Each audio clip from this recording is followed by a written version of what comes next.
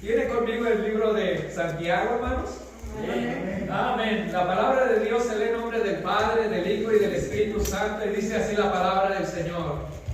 Hermanos míos, ¿de qué aprovecha si alguno dice que tiene fe y no tiene obras? ¿Podrá la fe salvarle? Si un hermano o una hermana están desnudos y tienen necesidad del mantenimiento de cada día, y alguno de vosotros le dice: id en paz, calentaos y saciaos, pero no les dais las cosas que son necesarias para el cuerpo, ¿de qué aprovecha?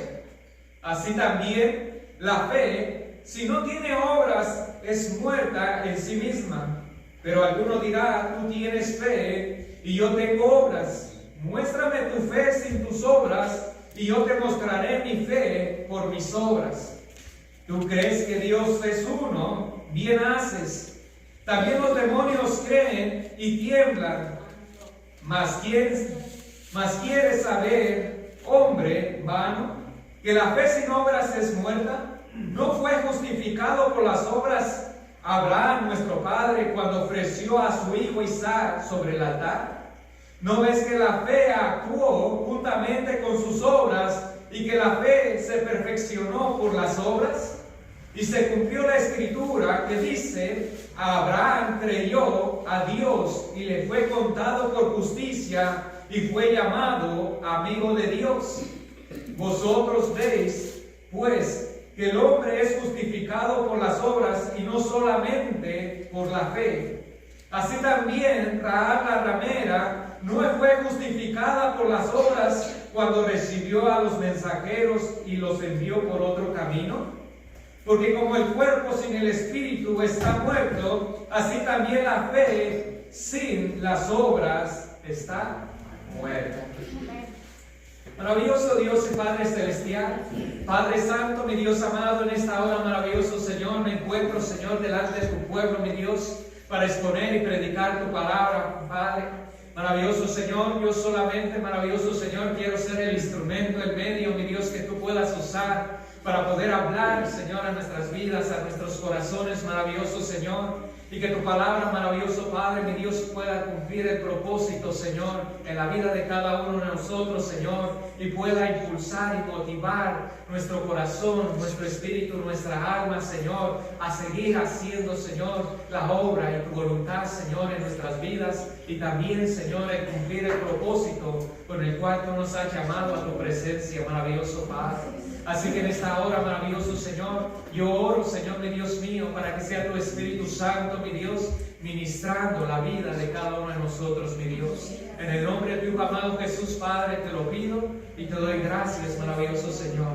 Amén y amén. Amén. Una de las cosas que quiero comenzar con este pasaje de la palabra del Señor que acabo de leer, me quedo sorprendido de este escritor que es Santiago. Sabemos que el escritor de este libro es Santiago, y nosotros sabemos que Santiago era hermano de nuestro Señor Jesucristo. Uno de los hermanos de nuestro Señor Jesucristo. Y una de las cosas que hace es que Santiago, cuando nuestro Señor estaba predicando aquí en la tierra, ellos no creían en nuestro Señor Jesucristo. Ellos no lo recibían como el Hijo de Dios, no lo recibían como el Mesías, no lo recibían como el Salvador del mundo. Ellos estaban incrédulos al Señor, como muchos de su gente, de su pueblo, que le dice que le era de cierto lugar, y muchos no, como dice la palabra, no pudo hacer muchos milagros por la incredulidad de ellos, porque lo conocían, y muchos no confiaban y no creían que Él era el Salvador del mundo. Entre esos estaba Santiago. Y si vemos Santiago, en esta Biblia se llama, en este libro se llama Santiago, pero si vemos en el libro de Mateo, y en el libro de Juan, y en el libro de Hechos, él se llama Jacobo, que es el mismo Santiago. Santiago se viene a convertir al Señor después que nuestro Señor Jesucristo resucita de los muertos, es que Él se convierte al Señor. Y no solamente Él se convierte, porque si lo vemos en el libro de Hechos, vemos que cuando ellos están esperando la venida del Espíritu Santo, dice dice que estaba María y los hermanos del Señor con ellos orando, esperando la venida del Señor. En otras palabras, toda la familia, todos los hermanos, después que nuestro Señor Jesucristo resucitó de los muertos, todos ellos creyeron en Él como el Salvador, como el Mesías, como el ungido de Dios. Y una de las cosas que vemos que cuando Juan, Santiago, está escribiendo esta carta y su introducción, una de las cosas que hace, dice que Él es siervo de Dios y de nuestro Señor Jesucristo. Antes este hombre no había creído en el Señor, pero una vez que nuestro Señor Jesucristo resucita, Él realmente entrega su vida, lo recibe como Señor, lo recibe como su Salvador, pero ahora está sirviéndole fielmente al Señor, hablando de Él continuamente. Y una de las cosas que vemos también, que este hombre, Jacobo, era uno de los hombres principales del concilio, el que represenía en el concilio en Jerusalén, donde estaban los hombres que tomaban y determinaban las decisiones que tenía que hacer la iglesia. Y vemos que este Santiago, Jacobo, el hermano de nuestro Señor Jesucristo, se convirtió en uno de los hombres más importantes para la iglesia de aquel entonces. Amén, gloria a Dios. Y es por eso que este hombre ahora vemos que toda su carta, una de los puntos predominantes de su carta, de sus puntos, habla mucho acerca de la fe. Y una de las cosas que vemos que él está hablando aquí, que dice que la fe, si no tiene obras en sí, está muerta. Y este punto lo recalca 3 veces, lo recalca en el versículo 17, en el versículo 20 y en el versículo 26, que dice, así también la fe, si no tiene obras, está muerta en sí misma. Mas quiere saber, hombre vano, que la fe sin obras es muerta. Y en el verso 26 dice, porque como el cuerpo sin el espíritu está muerto, así también la fe sin las obras está muerta. Una de las cosas que nos recalca y una de las cosas que habla el apóstol Pablo, que dice que no es por obras que nosotros somos salvos, sino es por la fe que nosotros hemos recibido y que hemos abrazado en nuestro Señor Jesucristo, es que somos salvos. Y es como que si Pablo se contradijera y Santiago se contradijeran el uno al otro, pero no, Pablo no está en contra de las obras. Sabemos que cuando hay una fe viva en el creyente, la fe produce cambio, la fe produce frutos, la fe produce obras en la vida y en el corazón de cada persona. ¿Por qué? Porque una vez que la persona recibe el Señor, una vez que la persona tiene el Señor empieza a producir y a obrar una obra maravillosa en la vida de la persona, y la persona ya no sigue siendo la misma, porque Dios sigue actuando y obrando en el corazón de la persona. Y es una de las cosas que Santiago dice. Y el mismo apóstol Pablo también, el apóstol Pablo, lo único que nos está diciendo es que no pongamos nuestra confianza en lo que nosotros podamos hacer para ser salvos. No, necesitamos hacer obras, pero la obra la vamos a hacer cuando la fe nos impulsa a hacer esas obras que son justas y rectas delante del Señor. Y aquellas obras que están en el Señor, en el corazón de Dios, son las cuales nosotros vamos a hacer, porque la fe nos impulsará a vivir como el Señor, al ser como el Señor, a ser como decía Pablo, yo quiero ser y parecerme a Cristo, así también nosotros queremos ser y parecernos cada día más a Cristo, vivir como Cristo vivió también. Gloria a Dios. Ahora, hay algo que hace Santiago y nos hace saber en el verso 14, hermanos míos, ¿de qué aprovecha si alguno dice tiene fe y no tiene obras? ¿Podrá esta salvarle? Aquí es como una pregunta directa de Santiago al creyente. ¿Podrá una fe que no tiene obras, podrá salvarnos? No. Y es por eso que yo me quedo pensando cuando Pablo decía que el hombre, el justo, vivirá por la fe. pero es interesante que la fe produce obras en la persona. Y una de las cosas, si vemos en el libro de Apocalipsis, es que el Señor espera de nosotros que haya obras en nuestra vida. Y una de las cosas, mírese, si leemos los 7 mensajes de las 7 iglesias, una de las cosas que el Señor siempre recalca, y yo conozco tus obras. En otras palabras, el Señor espera que nosotros haya esas obras que produce la fe que nosotros tenemos en Él. Lo tiene, hermano, allí en el Apocalipsis 2.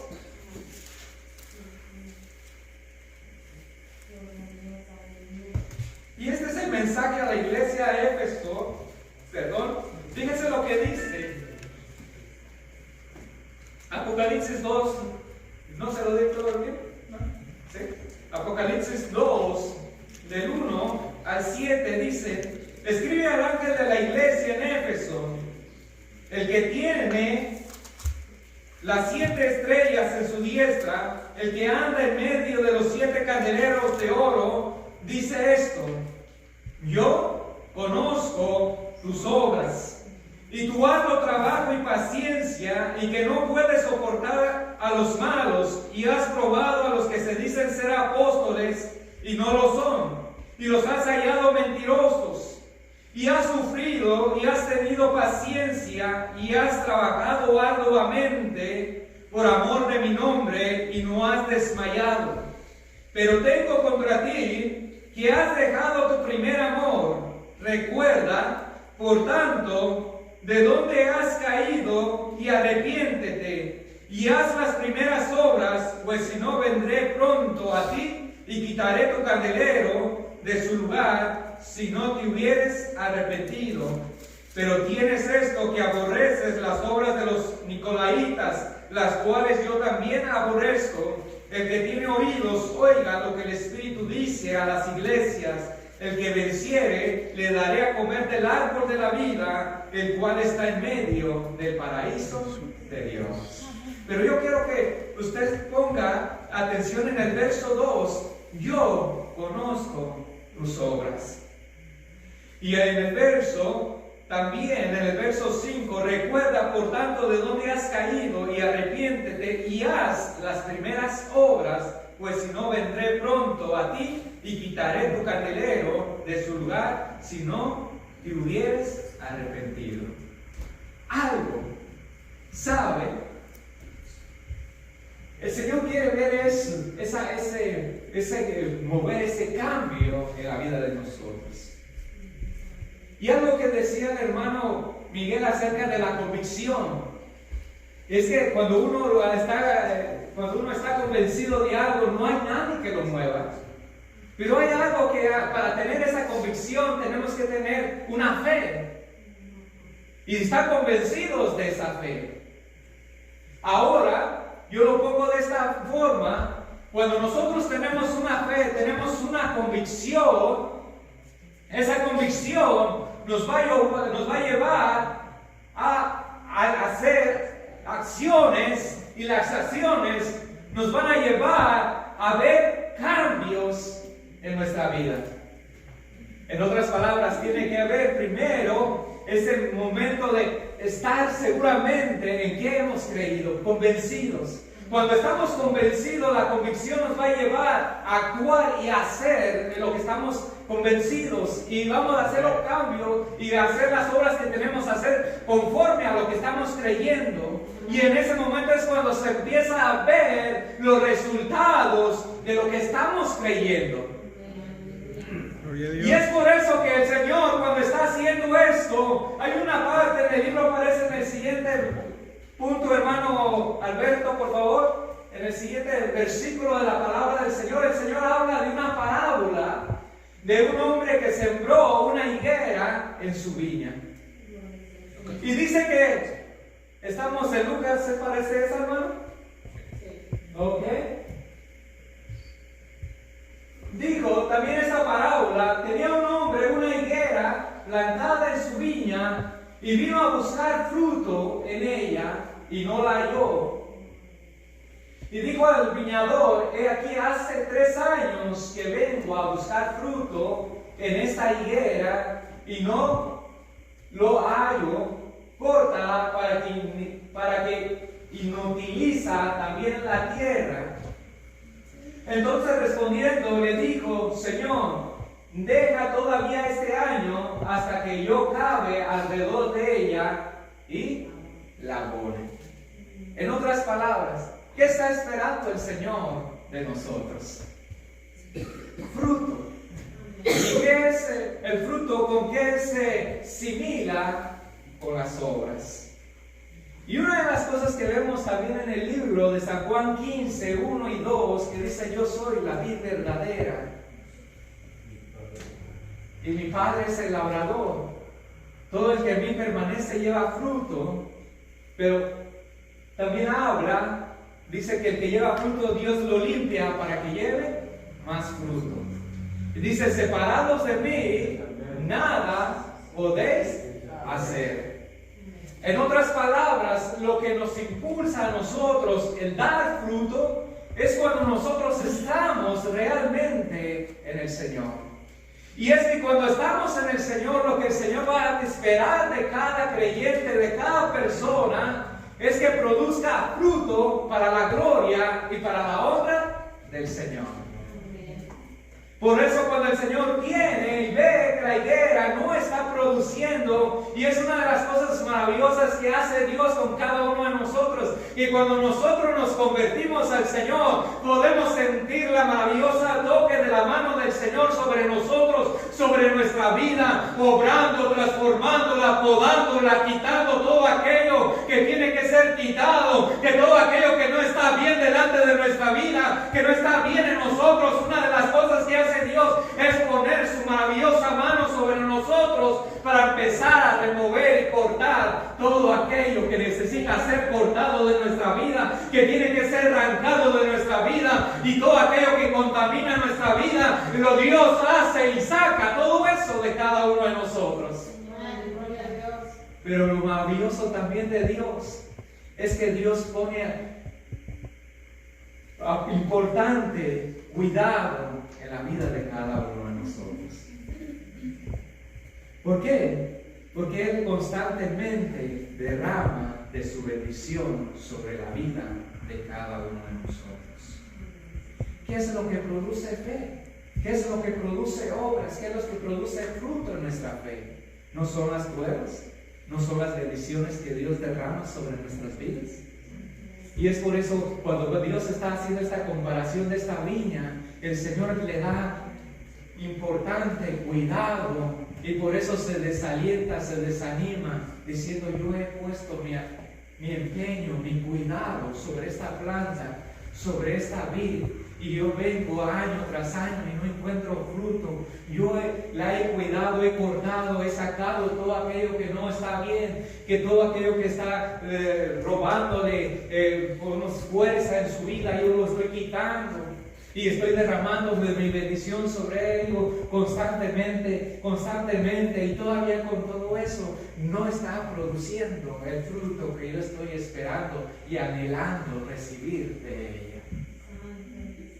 Sabe que así llega un momento. Yo me puse a pensar, porque yo tenía unos duraznos allá atrás de mi casa, y ahorita tengo una mata de cherry que estoy esperando año tras año, y le pongo todo tipo de abono, esperando un día ver una cherry en esa planta, y me está desanimando porque no veo fruto. Y yo digo: este año, si no da nada, la voy a cortar, porque no voy a estar perdiendo mi tiempo en algo que no aprovecha.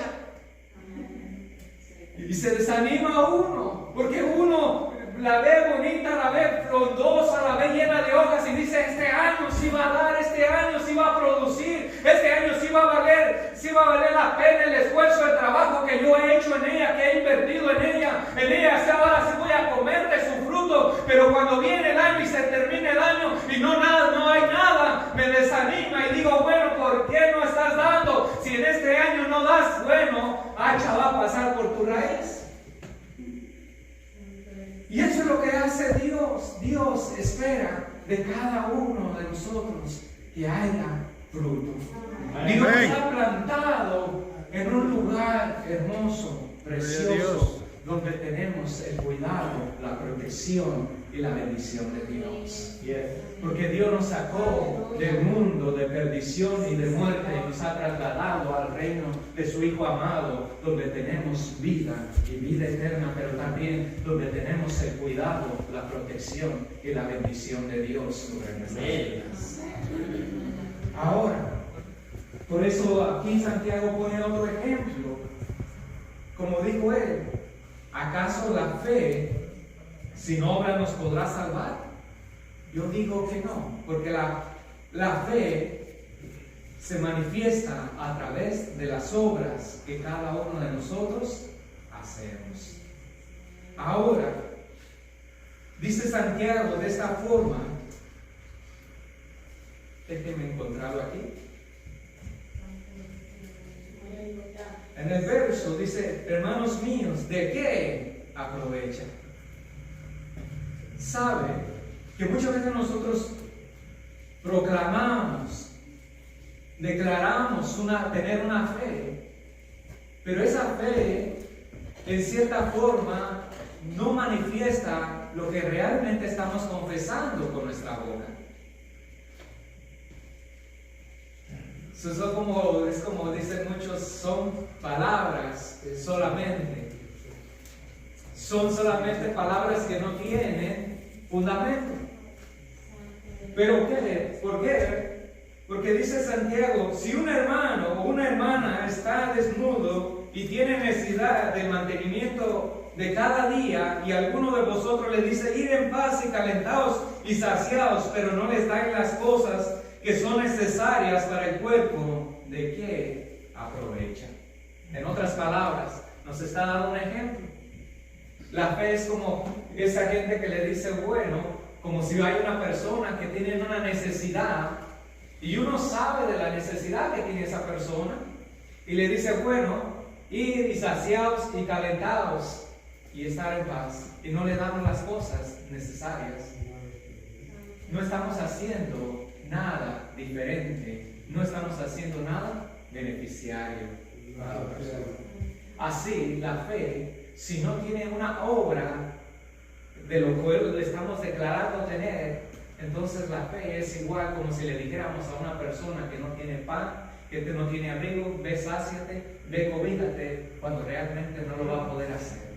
Tampoco la fe que nosotros proclamamos tener y ser en el Señor, si no tiene una obra que se manifieste, de nada va a servir, nada va a tener provecho. Amén. Ahora, hay un ejemplo maravilloso, y este es el ejemplo que nos da Santiago, que es de Abraham. Abraham, dice la palabra del Señor, como lo dice aquí también Santiago, que Abraham fue llamado amigo de Dios porque creyó a Dios.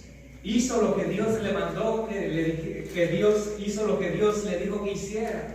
Y una de las cosas que me sorprende, porque aquí Santiago pone cuando Abraham va a hacer el sacrificio de Isaac, pero cuando vemos que cuando Dios llama a Abraham de que deje su tierra y su parentela, dice la palabra del Señor que Abraham obedeció para ir a donde él no sabía, a donde él no se le había dicho a dónde iba a llegar, pero simplemente actuó en fe a lo que Dios le dijo que hiciera. Ahora, vemos que Abraham, para poder hacer esto, tuvo que primeramente creer a lo que Dios le estaba diciendo.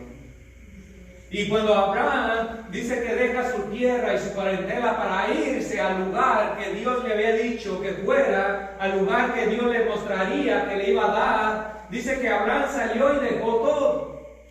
Y es una de las cosas bien importantes que hace algo. Cuando hay una fe viva en nosotros, nosotros empezamos a dar pasos de fe. Estamos dispuestos a dejar, estamos dispuestos a renunciar, estamos dispuestos a hacer lo que Dios nos manda a hacer cuando debemos hacer.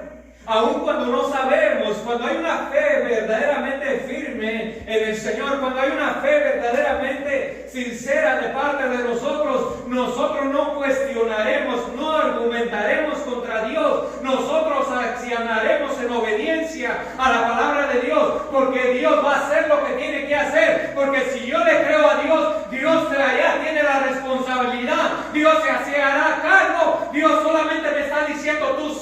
tú haz esto, tú haz aquello, y yo solamente tengo que moverme en esa palabra para poder hacer lo que Dios dice que voy a tener que hacer.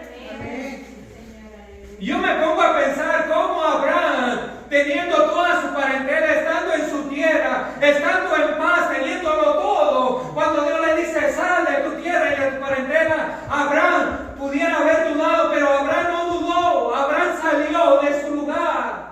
Y hay veces nosotros tenemos que hacer como Abraham. Hay veces tenemos que renunciar, hay veces tenemos que dejar aquello que muchas veces nos gusta en el lugar que estamos cómodos, en aquello que ya nosotros nos sentimos realizados. Dios dice, no, tú tienes que salir de ese lugar al lugar que yo te mostraré. Amén.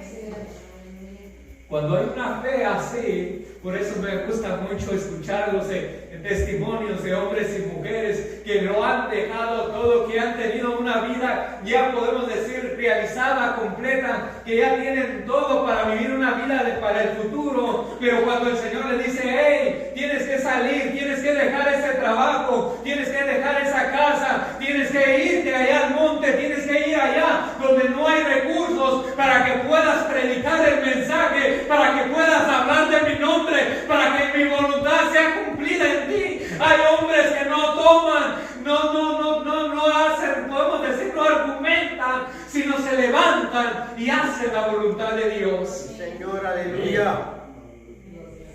Saben que no vamos a ser los únicos. Abraham no fue el único, porque aún cuando el Señor llamó a los discípulos, cuando ellos están allá pescando, dice una vez, dice que estaban pescando ellos, y dice que el Señor pasaba por allí, y dice que pues cerca del mar de Nazaret, algo así, por el agua de Nazaret, y dice que cuando él va por allí, dice que toda la multitud se agolpa para escucharle, para escuchar la palabra, pero dice que ve dos barcas, la de los pescadores que era Pedro, Jacobo y Juan, y dice que una de las cosas que le dice el Señor a Pedro, permíteme entrar a la barca, empújala para poder hablarles.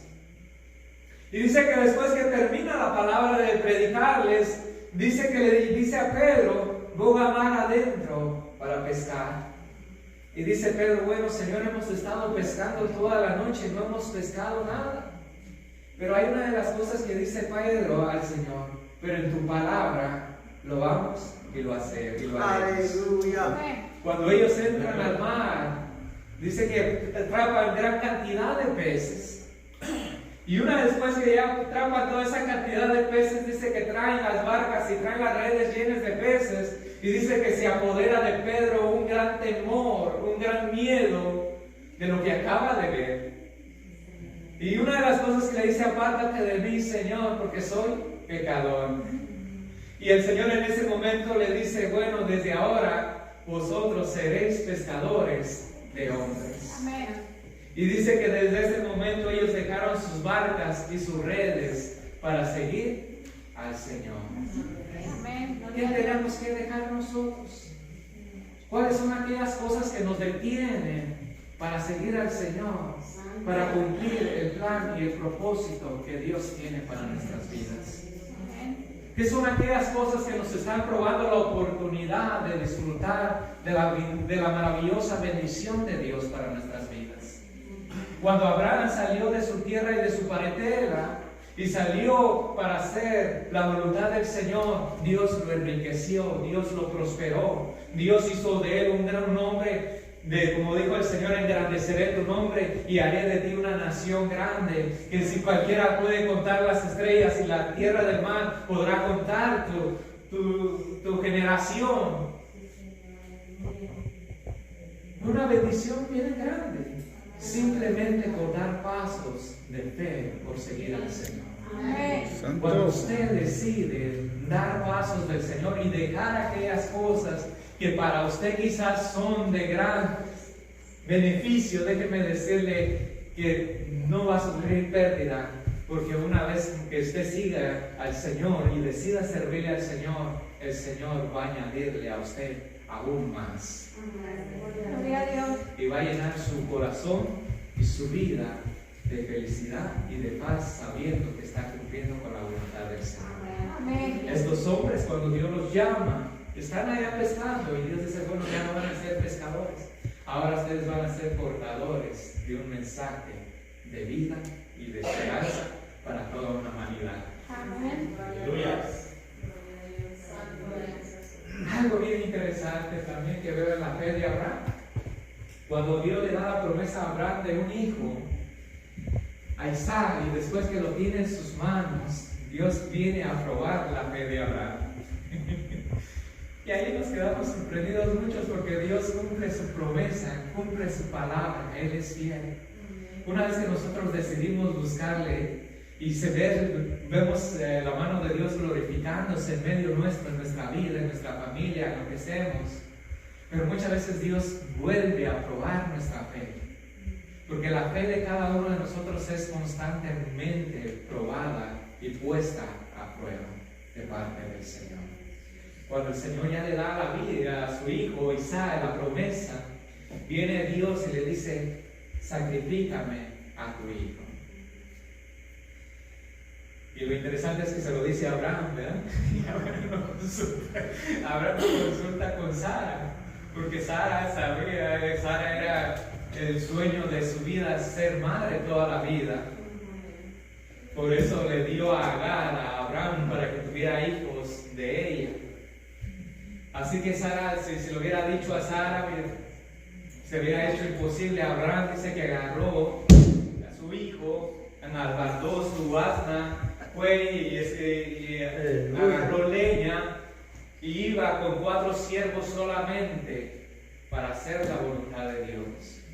Amén. Y una de las cosas que dice que cuando ve el lugar ya donde iba a sacrificar a Isaac, le dice a sus 4 siervos, ustedes espérennos aquí, yo y mi hijo iremos y haremos el sacrificio y volveremos a ustedes.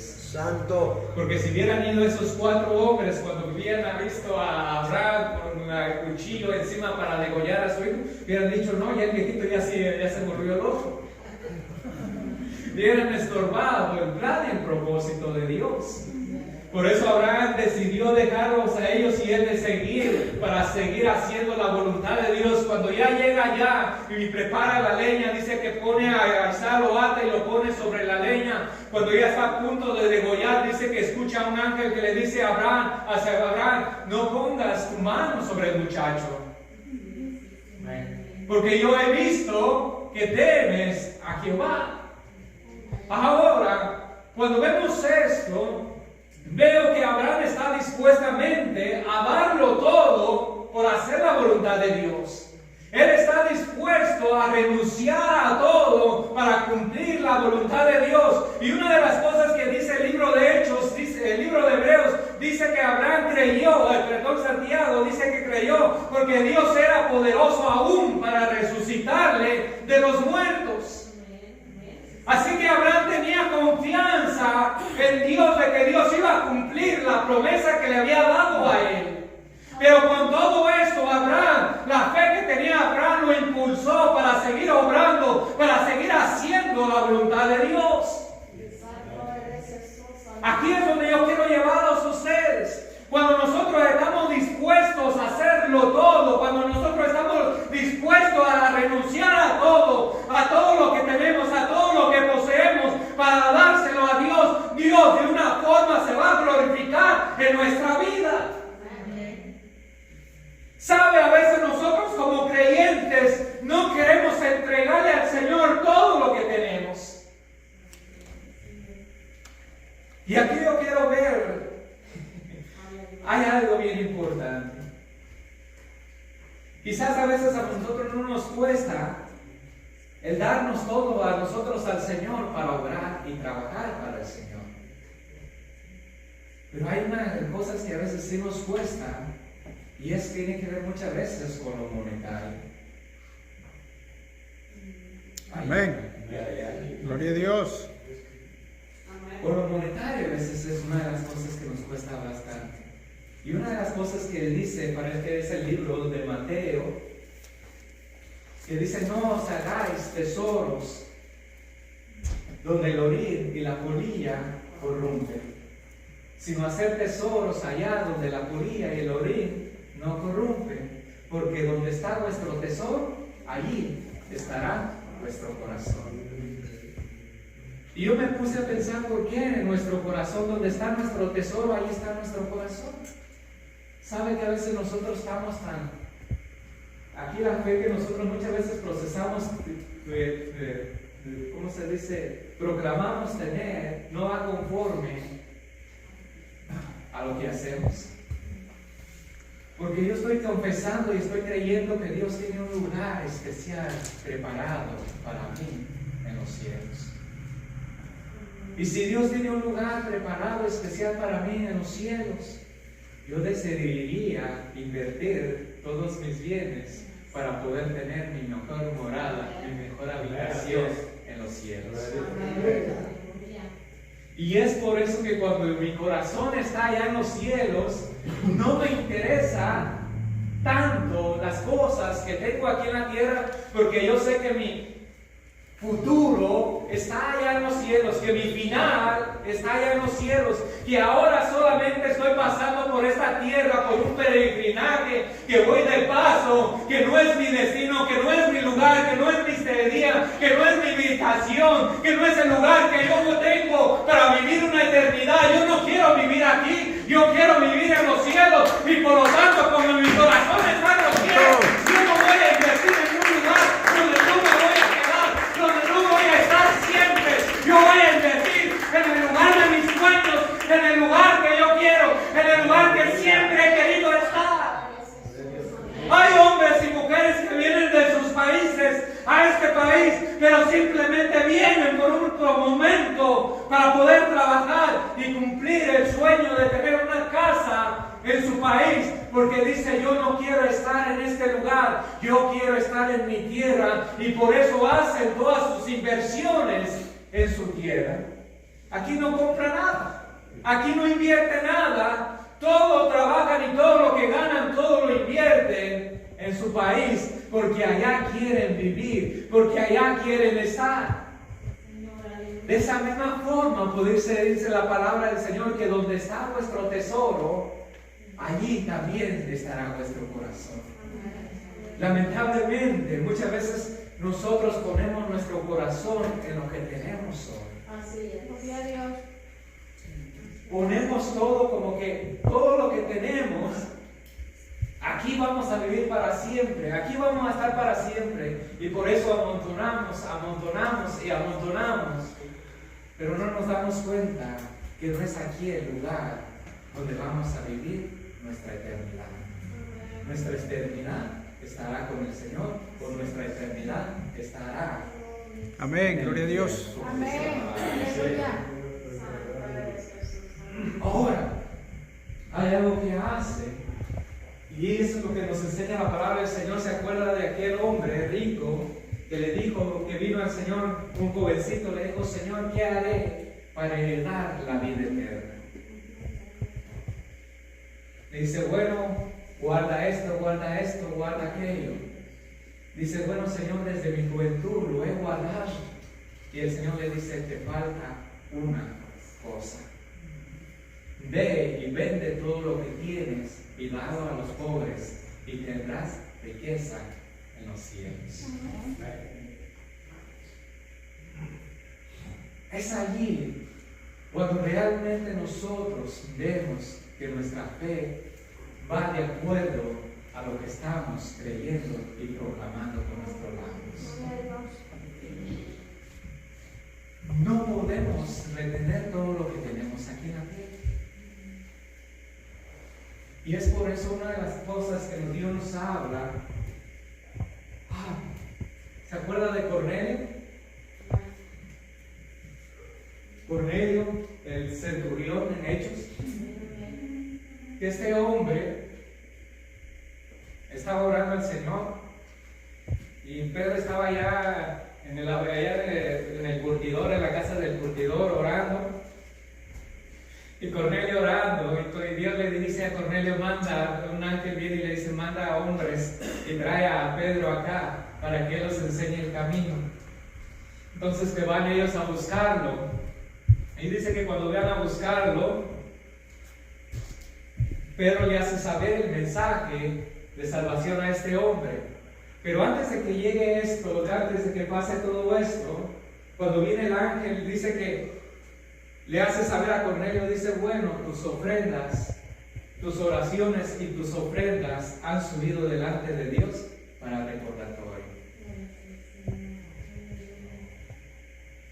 O sea que todo lo que nosotros hagamos, todo lo que nosotros hacemos, todo lo que nosotros damos al Señor, el Señor no se olvida de él.